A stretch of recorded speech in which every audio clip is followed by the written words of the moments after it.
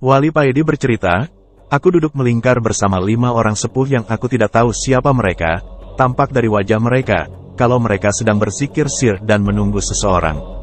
Tak lama kemudian datanglah seorang pemuda yang kelihatannya miring otaknya. Pemuda ini datang dengan memakai sarung yang dililitkan di lehernya bergaya seperti Superman. Dengan agak bergumam pemuda ini ngomong sendiri. Pemuda ini mengibas-ngibaskan sarungnya lalu mendekati kami. Pemuda ini berdiri di tengah-tengah kami dan melewati satu persatu 5 orang sepuh ini dengan menutupkan sarungnya ke wajah mereka. Ketika melewatiku pemuda ini tidak menutup wajahku dengan sarungnya. Pemuda ini mengitari kami sampai 3 kali. Dan setiap lewat pemuda ini tetap menutupi 5 orang sepuh ini kecuali wajahku saja yang tidak ditutupi sarungnya. Setelah berputar sampai 3 kali pemuda ini berhenti dan menengadahkan wajahnya ke langit. Lalu beranjak pergi sambil berkata dengan jelas dan diulang-ulang, musibah yang terbesar adalah terhijab dari Allah. Musibah yang terbesar adalah terhijab dari Allah.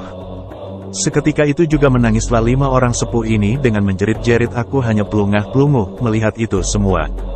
Wali Paidi dengan perasaan gundah berniat pergi ke Tulungagung sowan ke Mas Kiai. Dia sudah gerah ketika banyak yang melaporkan kepadanya kalau sekarang banyak para murid Mas Kiai kesana kemari menjual nama Mas Kiai untuk kepentingan dirinya pribadi. Dengan meminta uang dan minta dihormati secara berlebihan. Ketika memasuki gerbang pondok, Wali Paidi melihat banyak orang duduk di sebelah musola, sekitar 5 orang yang duduk di situ. Terlihat mereka adalah orang penting di pondok sini. Ada perlu apa Mas? Tanya salah satu dari mereka. Sowan ke Mas Kiai, jawab Wali Paidi. Oh, ke Romo Kiai, jawab mereka. Terlihat dari jawaban itu, kalau mereka tidak suka dengan sebutan Mas Kiai yang disebutkan oleh Wali Paidi, menurut mereka kurang sopan.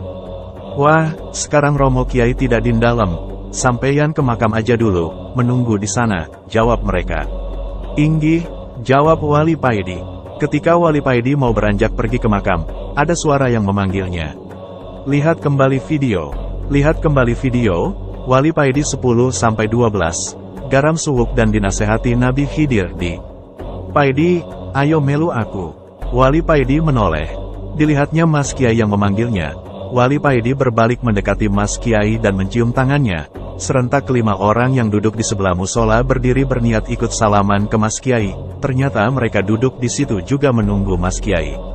Mas Kiai mengangkat tangannya. Beliau memberi isyarat kalau beliau tidak mau disalami, mereka lalu duduk kembali. Wali Paidi mengikuti Mas Kiai keluar dari pondok, Mas Kiai menuju mobil yang berada di depan gerbang. Mas Kiai menyuruh Wali Paidi masuk ke dalam mobil, di dalam mobil sudah ada adik-adik Mas Kiai, Wali Paidi menyalami mereka. Mas Kiai mengarahkan mobilnya ke selatan, Wali Paidi tidak tahu diajak kemana. Mobil itu baru berhenti ketika di depannya ada warung kopi. Mas Kiai turun diikuti adik-adiknya, Wali Paidi mengikuti di belakang.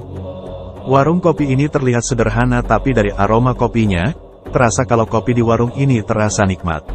Lihat video, Wali Paidi 18. Cahaya itu mendekati Wali Paidi, adik-adik Mas Kiai duduk agak menjauh, sedang Wali Paidi dan Mas Kiai duduk satu meja.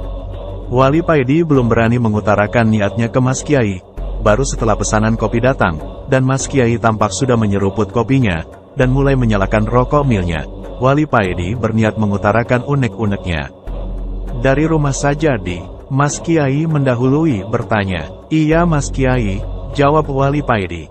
Begini di, kadang Allah menguji hambanya dengan mendatangkan orang yang berniat menipu kepada kita. Apakah hati kita akan terusik dengan hal tersebut atau tidak? Seyogyanya kita dalam menata hati tidak boleh membedakan siapapun yang datang kepada kita. Hati kita tidak boleh kemasukan sifat benci ataupun tidak suka kepada siapapun, kata Mas Kiai. Setelah menghisap rokoknya Mas Kiai berkata lagi. Allah mengujiku dengan mendatangkan para murid yang suka menjual namaku, suka meminta atas namaku. Dalam hal ini tidak boleh sedikit pun di dalam hatiku ada rasa benci atau tidak suka terhadap mereka, karena Allah lebih berhak memutuskan apa yang dikehendakinya. Aku hanya membimbing mereka. Kadang Allah mengirim orang untuk menipuku. Lihat kembali video, Wali Paidi 22. Diundang Nabi Muhammad, apakah hatiku akan sedih dengan uang ratusan juta yang raib karena ulah mereka? Apakah hatiku akan benci kepada mereka? Ini semua ujian di. Kadang untuk menghajar nafsuku, aku malah memberi uang kepada mereka yang pernah menipuku. Kita harus menjaga hati kita jangan sampai kemasukan sifat-sifat tercela. Wali Paidi menunduk. dan tanpa bisa dicegah berlinanglah air matanya.